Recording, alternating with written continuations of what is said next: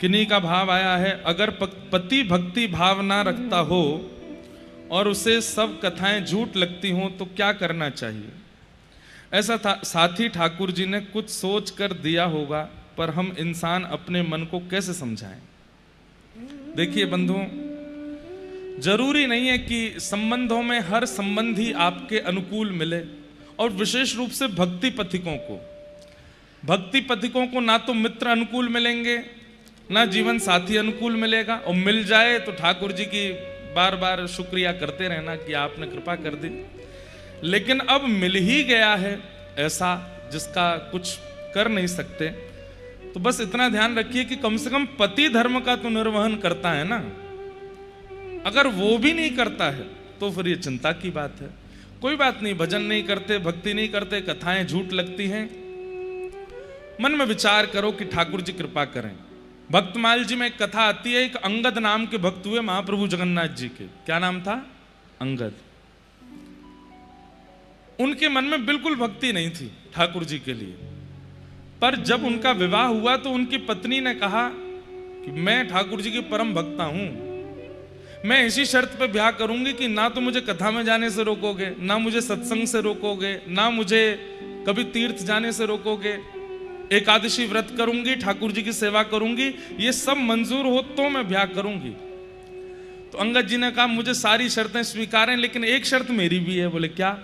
तुम जो भी करोगी मुझसे जिद नहीं करोगी कि मैं कथा में चलूं, सत्संग में चलूं, तीर्थ जाऊं, मंदिर बैठूं, एकादशी करूं, मैं कुछ नहीं करूंगा। दोनों की रजामंदी हो गई। लेकिन अंगद जी का एक स्वभाव था कि वो अपनी पत्नी से इतना प्रेम करते थे, उनके रूप से, उनके स्वभाव से, उनके क्रियाओं से इतना प्रेम करते थे, वो अगर कुछ कह दे तो मान लेते थे, बस कथाएं आदि नहीं सुनते थे। एक बार उनकी पत्नी ने सोचा आज एकादशी का दिन है, मेरा जन्मदिन भी आ गया है संभवतः एकादशी को, आज अपने गुरुजनों को घर बुला के मधुर कथा कराती हूं।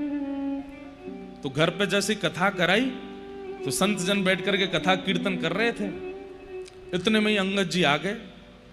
अंगद जी ने जैसे देखा कि संत महात्मा वैष्णव जन खूब सारे इकट्ठे घर में हो गए और उछल उछल के नाच रहे हैं, कीर्तन कर रहे हैं, अंगद जी को क्रोध आ गया और जाकर के उन्होंने पूरा माहौल बिगाड़ा। संत जनों को कहा निकलो यहां से, तुम्हारी धर्मशाला है ये, घर है मेरा, कोई कथा नहीं होगी, कुछ नहीं होगा, सब लोग अपने अपने घर जाओ। आज उनकी पत्नी ने कहा कि आप भक्ति नहीं करते, कथा नहीं सुनते, मंदिर नहीं जाते, मैंने फिर भी आपसे विवाह किया, लेकिन मैंने पहले ही कहा था कि मेरी क्रियाओं में हस्तक्षेप नहीं करना। अंगद जी बोले मैंने हस्तक्षेप नहीं किया, बाहर चाहे जितना सुनो, घर में कोई नहीं आएगा, मेरा घर है ये। बोले घर में नहीं आएगा, आपको पता चला कि आपके घर में कथा हो रही है तो कथा के बाद मुझे बोल देते कि कल से कथा घर में मत करवाना। ये बीच में इतना माहौल खराब करके और संतों का अपमान करने की क्या आवश्यकता थी? अंगद जी बोले अब तो हो गया, मुझे क्रोध आया। बोले आपसे तो हो गया, लेकिन एक वैष्णव अपराध आपने किया है। अब मैं व्रत लेती हूं आज कि प्राण त्याग दूंगी, लेकिन अपना मुख आपको नहीं दिखाऊंगी, आपका त्याग नहीं करूंगी, आपके यहां रहूंगी, भोजन बनाऊंगी, आप जैसे कहेंगे वैसे रहूंगी, लेकिन अपना मुख नहीं दिखाऊंगी आपको और ना आपका मुख देखूंगी। अंगद जी महाराज तो बड़े उदास हो गए। पत्नी को ही तो देखते थे वो, उसी में ही तो सुख मिलता था उनको। 6 महीने हो गए पत्नी ने मुख नहीं दिखाया। एक दिन अंगद जी बाहर निकले, बड़े उदास हताश चाह रहे थे, तो कहीं कथा हो रही थी, ऐसी पंडाल लगा था, लोग बाग बैठ के सुन रहे थे। अंगद जी ने सोचा इस कथा ने ही मेरा घर बर्बाद कर दिया, सुन के तो आऊं, ऐसा होता क्या है कथा में? मेरी पत्नी कथा के आगे, सत्संग के आगे मुझे छोड़ रही है, कथा नहीं छोड़ती, सुनूं तो सही है क्या?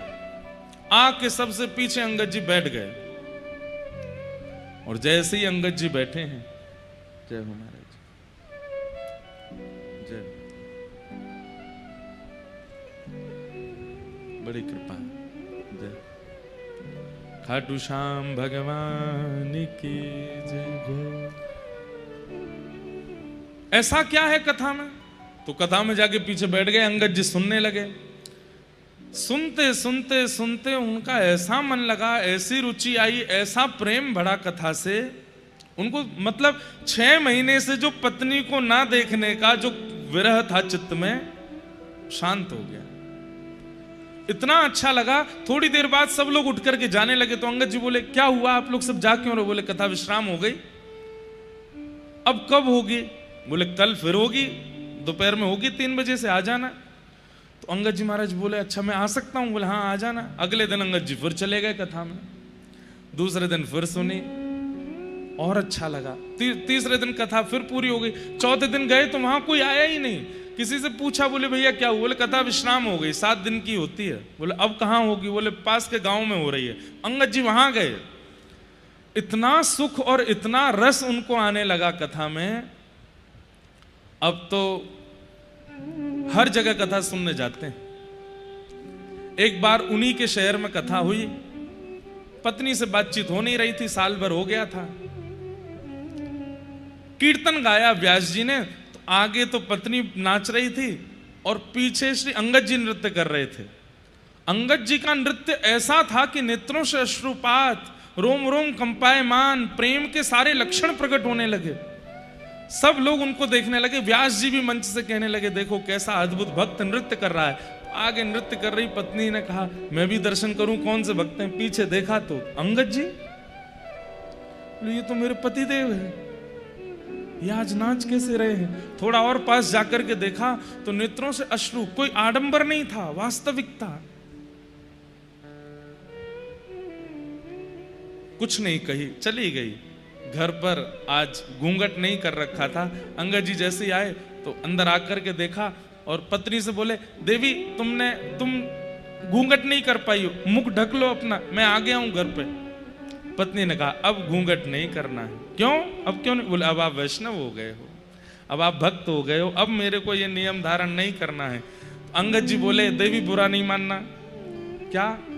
6 महीना पहले तुम्हारा रूप देखने में बहुत आनंद आता था, पर अब जब से कथा आई है ना जीवन में, अब तुम नहीं, अब तो मुझे ठाकुर जी को देखने का मन है, अब तो प्रियालाल जी को देखना। चरित्र बहुत अच्छा है। फिर उन्हीं अंगद जी महाराज ने एक बार कहीं से मणि ली और उनके मन में था, मैं पहली बार जगन्नाथपुरी दर्शन करने जाऊंगा, ये मणि महाप्रभु जगन्नाथ जी को अर्पित करूंगा। लेकिन राजाओं ने उनको बंदी बना लिया और मणि जब मांगने लगे तो उन्होंने सामने ही सरोवर देखा और जगन्नाथ जी से कहा, नाथ आप कोसों दूर हो मुझसे, लेकिन आप आजान बाहु हो, महाबाहु हो, मैं आपके पास नहीं आ सकता, मेरी मणि को आप स्वीकार करो। और उन्होंने वो मणि उस सरोवर में डाल दी। राजा ने पूरा सरोवर खलवा दिया लेकिन मणि नहीं मिली। अंगद जी से पूछा, कहां मणि है बता दे। बोले कि जिनके लिए थी उनके पास गई। बोले, अच्छा जगन्नाथपुरी में? बोले, हाँ चलो लेके चलो इसको बंदी बना के, अगर जगन्नाथ जी के पास मणि नहीं मिली तो तेरा सर धड़ से अलग कर देंगे।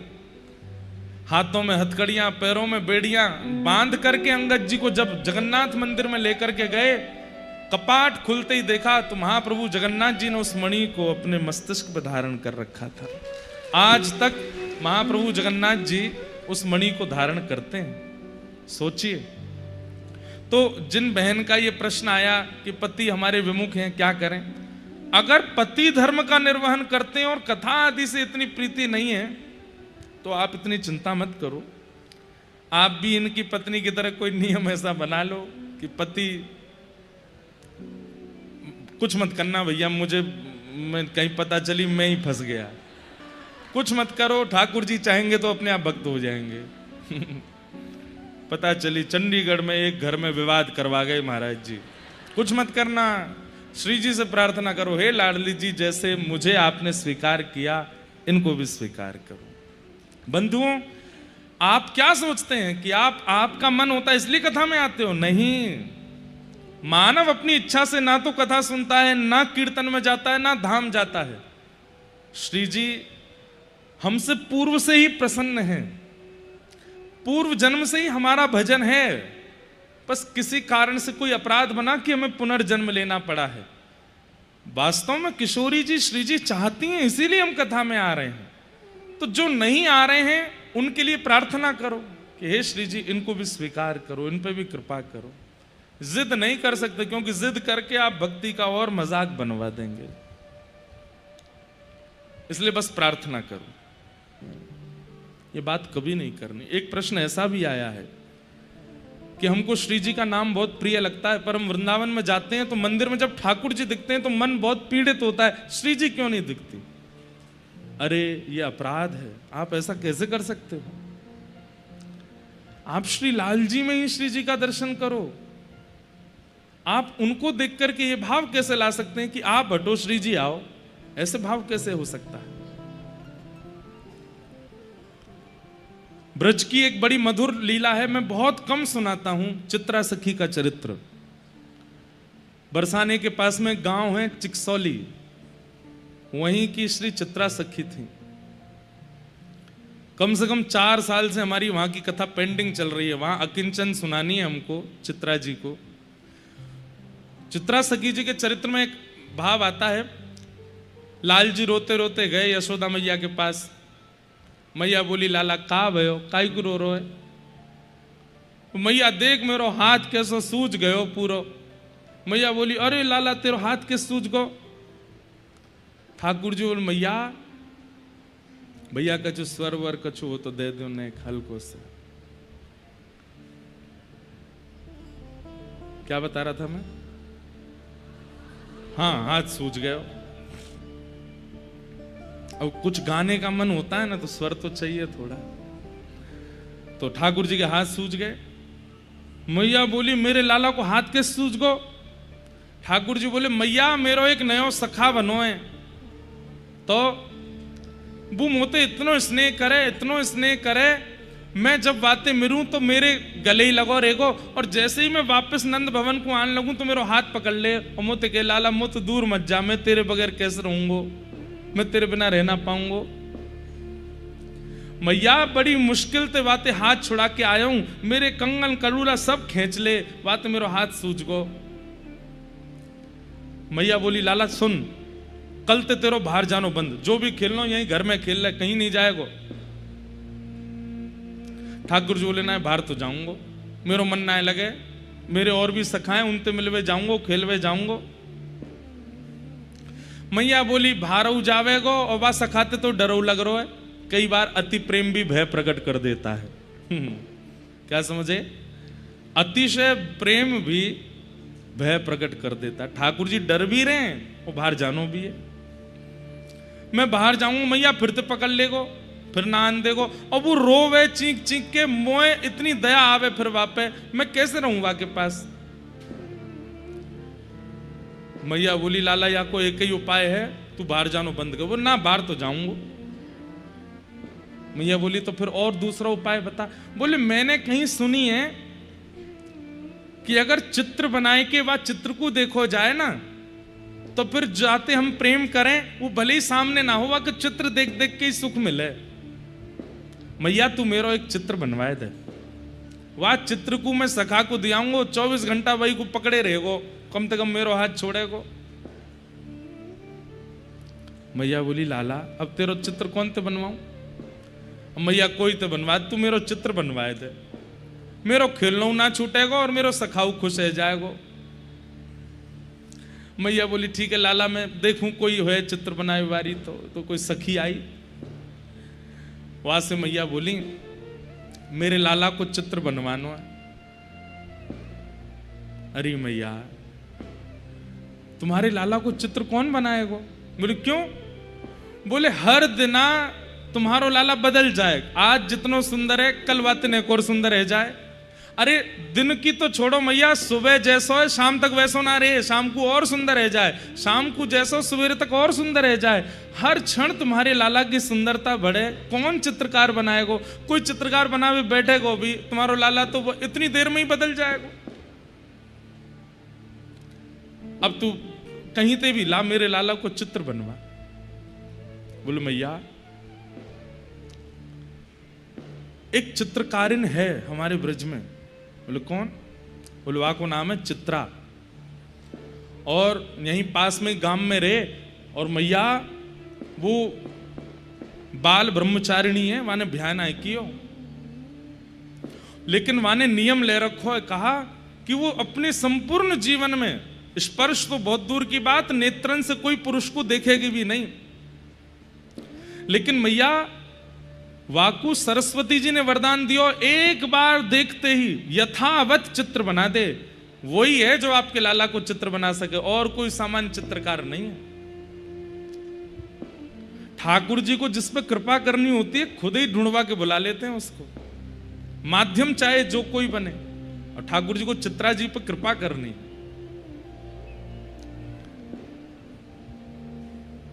मैया लेकिन बड़ी बात है कि वो पुरुषन ने ना देखे। अरे मेरो लाला पुरुष कहां है, छोटा सा लाला है, बालक है भैया, तो देख सके। और मैया मैं पूछूंगी, वो आवेगी, बोले वो जो कहेगी, जितने रत्न, जितने आभूषण, जितनी मणि वाके चरणन में धर दूंगी मैं, मेरे लाला को चित्र बना। और अब सखा के लिए नहीं, मोए अपने काजे बनवानो है। वहां पीछे कुछ हो रहा है क्या है? इधर देखो का, अरे तो दशहरा मां कौन सा रावण आगो भैया, इतकू देखो। सब लोग इधर देखो भैया, कथा सुनो। मैया बोली अब वाके सखा के काज नहीं, मोए अपने काजे भी लाला को चित्र बनवानो है। लाला जब वन में जावे तो मोए वाकी याद आवे तो मैं वो चित्र देख लूंगी। बंधुओं सोचिए, चित्र की कितनी महिमा किसी समय पे थी। आज तो बहुत सहज हो गया है, फोटोज, सोशल मीडिया, सब कुछ कहीं ना कहीं थोड़ा हम लोग बहुत इजी हो गए हैं, इसलिए प्रेम भी घट गया लोगों में। प्रेम का मतलब जानना भूल गए लोग। असहजता में भी प्रेम बढ़ता है। मैया बोली तू चित्रा को लेके आ, वही ते अपने लाला को चित्र बनवाऊंगी। सखी गई है, चित्रा सखी को लेवे। यहां ठाकुर जी मैया की गोद में बैठे, मैया तू मेरा चित्र बनवाए रही है? बोले हाँ लाला, एक चित्रा सखी आ रही, वो बनावेगी। मैया कैसो बनवावेगी? बोले जैसो है वैसो बनवाऊंगी। मेरे हाथ ऐसे बनवाइयो मैया? बोले हाँ ऐसे बनवाऊंगी। मेरे पाँव ऐसे बनवाई दियो मैया? बोले हाँ ऐसे ही बनवाऊंगी। ठाकुर जी बोले जे वारो मुकुट पहन के आऊंगा मैया, वो बनवाइयो? बोले हाँ वही बनवाई दूंगी। मैया बोली लाला तू कहनो तो कछु और चाह रहो, बताए दे असली बात। बोलो मैया ने एक बात यूं कह दियो, कारो रंग ने कम डारे ने गोरो बनाए दे। मैया ज्यादा वो सांवरो नहीं बनावे। अरे लाला तू कैसी बात कर, जैसो वैसो ही तो बनवाऊं ना, ऐसा तो मैं हूं मैया। अब चित्रकार तो पलट फेर कर सके ना। दारी को ब्रह्मा मेरे पास आयो नहीं आते गोरो बनवा तो खुद को, लेकिन ये चित्राणी तो आ रही है ना, याद ने गोरो बनवाए दियो मुझे। आपको ब्रजभाषा समझ आ रही है ना? ठाकुर जी की भाषा है, सीख लो, बड़ा आनंद है हमें। चित्रा सखी के पास सखी गई और जाए करके बोली चित्रा जी प्रणाम। चित्रा सखी बोले अरे आओ आओ, कैसे आई? बोले एक काम है आपसे। बोले कहा काम है? बोले हमारे ब्रज के राजा नंद बाबा, उनकी गृहिणी यशोदा मैया ने आपको बुलायो है। बोले मोते का काम है उन्हें? बोले उनको नेक्सस लाला है, वाह को चित्र बनानो है। चित्रा सखी बोली आप भूल गई हैं, मैं पुरुष को नहीं देखूं, और ये मैंने वचन लियो है, मैंने ऐसे ब्रह्मचर्य को पालन कियो तभी साक्षात शारदा सरस्वती प्रकट हुई और उनने मोह को आशीर्वाद प्रदान कियो। देखिए कला यदि आपके अंदर है और उस कला का आप अति प्रदर्शन नहीं करते हैं, तो भी ठाकुर जी आपको कहीं ना कहीं से ढूंढ लेते हैं, चुन लेते हैं।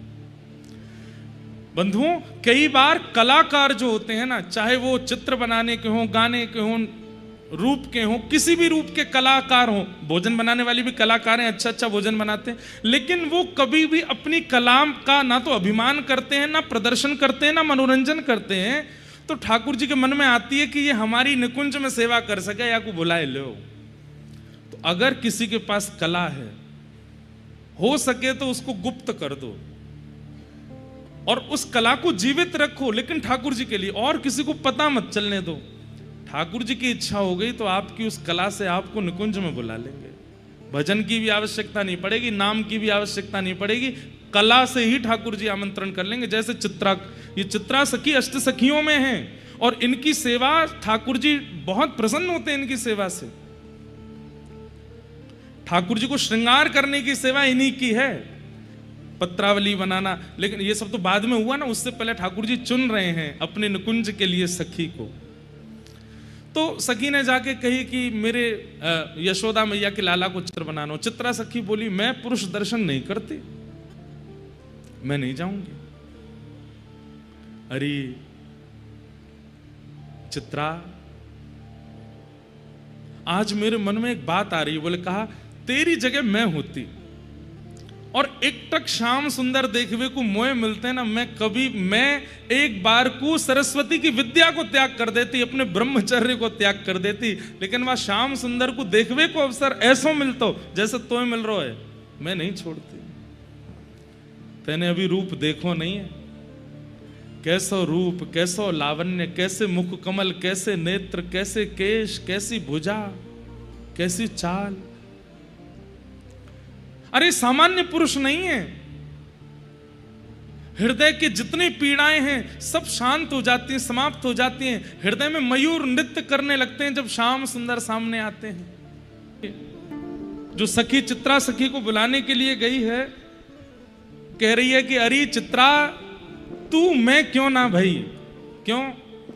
मैं मना नहीं करती, मैं तो पहुंच जाती और एक टक श्याम सुंदर को निहारती। ऐसा कहा है उनके रूप में। अरे भूख चली जाए, प्यास मिट जाए, नींद उड़ जाए, कहां तक कहें, धरेगी पग कहूं जामेंगे कहीं। ऐसा रूप लावण्य है। नेत्र ऐसे हो जाएंगे कि तृप्त है गए, कान ऐसे हो जाएंगे स्वर सुन के कि तृप्त है गए, हृदय ऐसे हो जाएगा कि अब कछु देखना ही नहीं है, एक ठौर मिल गई है। ऐसे हैं श्याम सुंदर।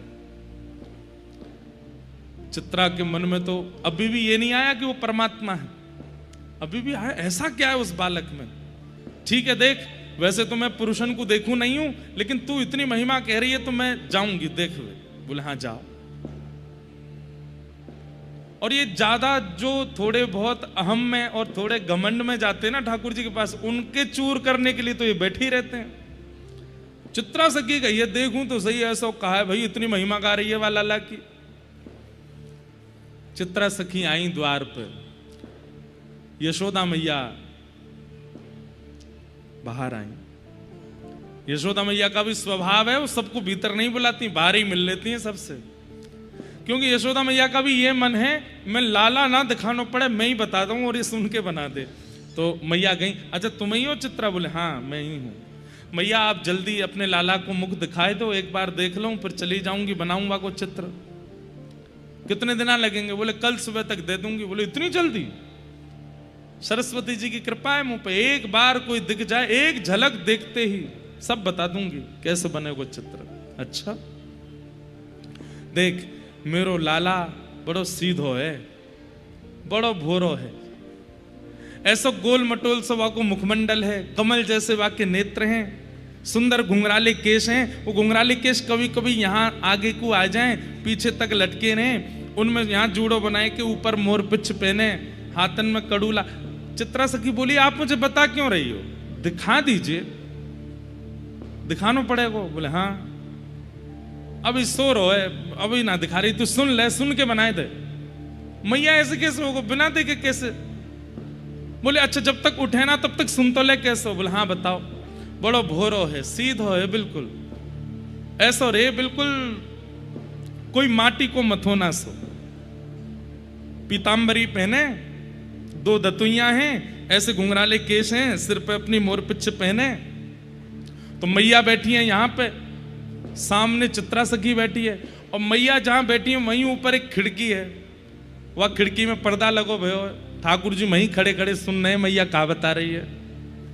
मैया ने जैसे कि बड़ो सीधो पीतांबरी पहने, मोर पिच पहने, सोई ठाकुर जी ने अपने सबरे लत्ता उतारे, सब लत्ता उतार के कपड़ा उतार कर सोई खोल करके पर्दा ऐसे करे खड़े है गए।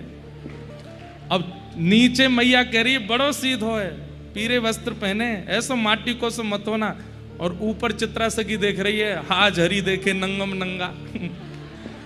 बिल्कुल नंगम नंगा ऐसे मटक रहे हैं ऊपर। चित्रा बोली अच्छा सीधो है तुम्हारो लाला, हम बड़ो सीधो है। बोले मोए तो लगनारो ने को कहाँ है। इतने में ठाकुर जी पर्दा कर लें और तुरंत पीताम्बरी पहन करके बिल्कुल ऐसे हाथ थोड़ी पर धर के फिर पर्दा, हाँ मैया बुलाए रही, देखो बैठो तो है कैसे सीधो, ए चल पर्दा बंद कर ले बाहर मत आवे। हाँ तो बड़ो सीधो मेरो लाला, नेक तो देखे ही लियो। पीली पोशाक ही पहने, लाल नीली गुलाबी आए पसंद ना है। इतने में ठाकुर जी लाल पोशाक पहने आए और तुरंत पर्दा खोल करके फिर मटकन लगे आगे। चित्रा सखी बोली मैया तुम्हारा लाला लाल ना पहने, ना पहन खड़ो तो है। जैसे मैया देखें सोई पर्दा कर लें, फिर उतार के फिर पीरी पहने आए। हाँ मैया तेने बुलाई, पीरी तो है। अब वो इतनी द्रुत गति से अपना रूप बदल रहे हैं और ऐसी ऐसी लीला कर रहे हैं, चित्रा सखी को तब को अनुभव नहीं हुआ। फिर ठाकुर जी ऊपर से बोलने लगे मैया जाते यूं कह दियो मुझको गोरो बनाए दे, देख मेरो जैसो रंग है, यहां में नेक गोरो रंग और डायर दियो, नेक यहां में चूनो मिलाए करके बनाइयो, नेक में गोरो सा लगूं। चित्रा सखी को तब तो अनुभव नहीं हुआ, लेकिन जैसे ही लौट करके वापस जाने लगी है, ठाकुर जी ने अलग अलग रूप बना करके उसके सामने आकर के जो छाप उसके नेत्रों में छोड़ दी है। चलते चलते जाना था बरसाने की ओर, पहुंच गई जमुना जी की ओर, और फिर वहां जाकर के बोले मैं रास्ता कैसे भूल गई, ये मार्ग तो नहीं था मेरी कुटिया का। फिर पीछे की तरफ जाती है, लेकिन वही छवि, वही स्वरूप, वही स्वर कानों में गूंज रहा है, नेत्रों में घूम रहा है। और चित्रा सखी बस कभी देखती है कि पेड़ पर वही चंचल गोपाल दिखाई दे रहे हैं, कभी देखती है कि गैया चराते हुए वही श्याम सुंदर दिखाई दे रहे हैं, कभी कोई तालाब पोखर आ जाता है तो उसमें वहीं बैठ जाती है, उसमें नहाते हुए ठाकुर जी दिख रहे हैं। सब जगह चित्रा को वही स्वरूप दिखने लगा।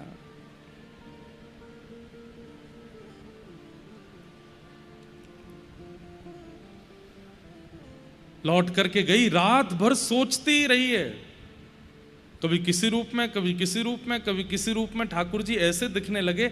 अब तो ऐसी स्थिति हो गई चित्रा की कि अब बिन देखे रह नहीं पा रही है, व्याकुल हो रही है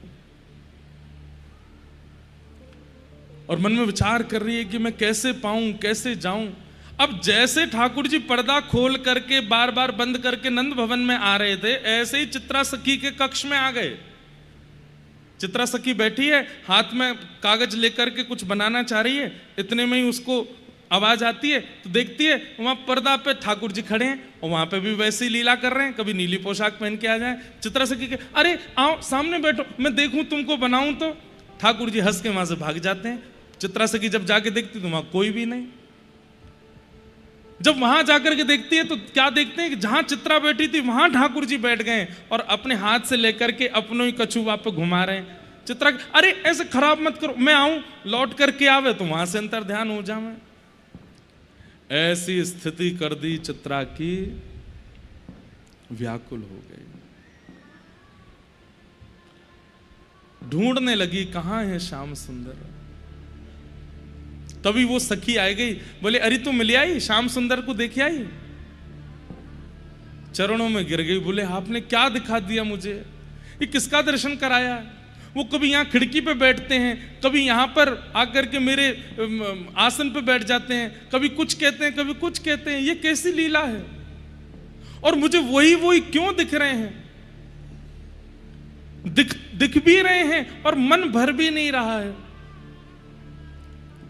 बोले मैंने तो बताई ना तुम्हें कि वो सामान्य नहीं है, तुम उनका चित्र बनाओ तभी तुम्हारे चित्त को शांति मिलेगी। चित्रा सखी चित्र बनाने बैठी, 2 दिन निकल गए हैं, अभी तक प्रारंभ भी नहीं कर पाई है, ठाकुर जी का चित्र नहीं बन पा रहा है। यहां पर यशोदा मैया बार बार सखियों से पूछवा रही हैं, अरे पूछ के आओ चित्रा ने चित्र बनाए हो कि नहीं, नहीं बना पाई। तब अंत में चित्रा अपनी विद्या का जो इतना उनको गुमान था, अपनी उसका इतना ब्रह्मचर्य का इतना गुमान था, सब नष्ट हो गया। अपनी सरस्वती वाग देवी उनको सिद्ध थी, तुरंत हाथ जोड़ करके कहा हे मैया प्रकट हो। प्रार्थना करने लगी, सरस्वती मैया प्रकट हो गई। प्रकट होकर के बोली, कहो चित्रा क्या बात है? मैंने एक स्वरूप देखा है, और वो रूप जब से देखा है वो रूप मेरे नेत्रों में बस गया है, चित्त में बस गया है, रोम रोम में बस गया, पर चित्र के रूप में प्रकट नहीं हो पा रहा है। सरस्वती मैया बोली, किसको देखा? बोली, यशोदा जी के लाला नंद नंदन। सुनते ही सरस्वती जी आसन पर, तुम उनको देख के आई हो? तुम उनका दर्शन करके आई हो? बोले, हाँ। बोले, श्री कृष्ण चित्त में है, मस्तिष्क में है, रोम रोम में है, लेकिन प्रकट नहीं हो पा रहे हैं। इसका मतलब है तुमसे कोई अपराध बना है, कोई तो अपराध तुमने किया है। चित्रा बोली, मैंने कोई अपराध नहीं किया, मैं तो कभी कुटिया से जाती नहीं, किसी का क्यों अपराध करूंगी? सरस्वती बोली, हमें देखने दो क्या अपराध है। तब सरस्वती जी ने अपराध ढूंढा, और अपराध क्या मिला कि जब बरसाने की सब सखियां श्री जी के साथ में दही बेचने के लिए जाती हैं, श्री जी दही बेचने नहीं जाती, श्री जी का मन नहीं लगता तो सब सखियों के संग जाती हैं। तो जब कभी भी वो सामने से निकलती हैं, चित्रा आकर्षित तो होती है उनकी ओर, लेकिन मन में सोचती, पता नहीं कोई गोप की लाली है, सामान्य सी कन्या है, इस पे पता नहीं मेरा चित्त क्यों आकर्षित होता है। तुमने उन गोप लाली को, वृषभानु लली को सामान्य कन्या माना है, ये अपराध तुमसे हो गया है। तुम जिन श्री कृष्ण को देख करके आई हो, उनकी आह्लादनी शक्ति है वो किशोरी जी। जब तक तुम उनको उस भाव से नहीं देखोगी, तब तक श्री कृष्ण चित्र में प्रकट नहीं होंगे। तुम्हारा उनके प्रति अपराध बना है, उस अपराध को दूर करो। सोचिए ठाकुर जी कैसे लीला कर रहे हैं। चित्रा सखी को अपने पास बुलवा के, रोम रोम को व्याकुल करके, और फिर सरस्वती जी को प्रकट करवा के उसका अपराध बता रहे हैं कि तुमने श्री जी के प्रति अपराध किया है। तुम उनको सामान्य गोप कन्या समझते हो। चित्रा सखी दौड़ करके गई, सखियों के बीच में श्री वृषभानु नंदिनी बैठी हैं, जाकर के चरणों में प्रणाम किया, हे महारानी, हे करुणामयी, कृपा करो। मैंने आपको सामान्य गोप कन्या समझा, सामान्य एक स्त्री माना, और आपके प्रति कई दुर्भाव मेरे चित्त में आ गए थे। चित्रा सखी जी के मन में कभी कभी यह भाव भी आ जाता था कि भले ही कितनी भी सुंदर हो, भले ही कैसी भी हो, पर मेरी जैसी ब्रह्मचारिणी थोड़ी है इस पृथ्वी पर, मुझे क्षमा कर दे, मेरे मन में ये अपराध आ गया। किशोरी जी ने तुरंत हाथ फेर करके हृदय से लगाया, अरे चित्रा, तो को मैंने स्वीकार कियो, अरे ललिता विशाखा, या को तिलक करो, या को लीला में लेके चलेंगे, क्यों इतना विरह व्याकुल है रही है? बोले, पहली तुम इससे अपराध हुआ, अपराध को क्षमा करें, और दूसरो मेरे पास विद्या है कि मैं एक बार किसी को देख लूं तो वाको स्वरूप प्रकट है जाए। मैंने नंद नंदन मोहन देखे, अभी तक उनका चित्र प्रकट नहीं हो पा रहा है। ललिता जी तुरंत बोली, अरे श्री नंद नंदन को चित्र तो किशोरी जी की कृपा से प्रकट होएगा, और कोई में सामर्थ्य नहीं है प्रकट करने की। जैसे ही किशोरी जी ने हस्त कमल फेरो है, बोले अब जाओ। और जैसे ही चित्रा सखी गई हैं, जाकर के उठा करके ठाकुर जी को चित्र बना, इतना सुंदर चित्र बना, इतना सुंदर चित्र बना कि उसे कोई राधा भाव से देखे तो ऐसा लगे वो किशोरी जी हैं, और कोई कृष्ण भाव से देखे तो ऐसा लगे नंद नंदन श्याम सुंदर है। विश्व में सबसे पहला चित्र श्री कृष्ण का किसी ने बनाया तो वो श्री चित्रा सखी जी ने बनाया, किशोरी जी की कृपा से बनाया। और फिर स्थिति ऐसी हो गई, जहां देखती हैं वहीं नंद नंदन है।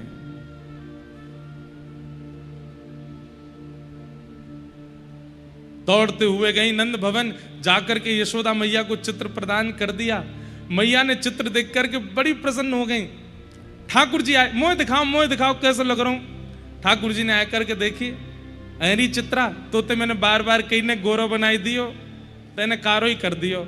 नहीं श्याम सुंदर, श्री वृषभानु नंदिनी को स्मरण करके देखो, जैसे ही किशोरी जी को स्मरण करके देखो तो तप्त कांचन गौरांगी, वो तो किशोरी जी प्रकट हो गई। ऐसा अद्भुत चित्र बनाया कि श्याम सुंदर भी हैं, किशोरी जी भी हैं। ठाकुर जी रीझ गए चित्रा पर। यशोदा मैया बोली, अब तू बता दे, मैं तुमको कहा दूं। बोले, मैया कछु मत दो बस। बोले, ना बता, कहा चाहिए। बोले मांग लूं? बोले हाँ मांग ले। बोले अपना पुत्र मुझे दे दो, ये कन्हैया को मोह प्रदान कर दो। यशोदा मैया व्याकुल है गई, चरणन में गिर गई, अरे तू कहां मांग रही है, कछु और मांग ले, लाला को काई कुछ। बोले कि देनो तो बस ये दो, बाकी नहीं तो मैं खाली हाथ चली जाऊंगी। ठाकुर जी आए, चित्रा सखी को एकांत में ले गए और बोले तुम मैया से ऐसे मत करो, मैया नहीं तो व्याकुल प्राण त्याग देगी। चित्रा सखी बोली श्याम सुंदर मैं रह नहीं पा रही हूं आपके बिना, अब आपको देखे बगैर चित्त नए लग रहा। ठाकुर जी बोले मैं वचन दे रहा हूं, मैं सदा तेरे पास रहूंगा, एक रूप से सबरी लीला करूंगा और एक रूप से चित्रा की कुटिया में ही रहूंगा, चित्रा चिकसौली में ही रहूंगा। तू जा, अब तू जहां देखेगी वहां मोह पावेगी, मेरो आशीष है। तेने मोकू और वहां श्री जी दोनों उनको प्रसन्न कर दियो है, या प्रसन्नता के फलस्वरूप हम तो को नुकुंज में लेंगे, और दूसरी प्रसन्नता तू जहां चाहेगी जब चाहेगी तब मेरो दर्शन कर लेगी। जा।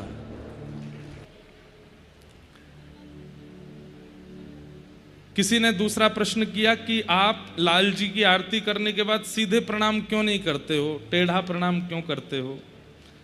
बंधुओं देखिए, जब ठाकुर जी विराजमान हो जाते हैं तो ठाकुर जी के बाम तरफ बाएं ओर सभी गुरुजन खड़े होकर के, आचार्य चरण खड़े होकर के ठाकुर जी का दर्शन करते हैं।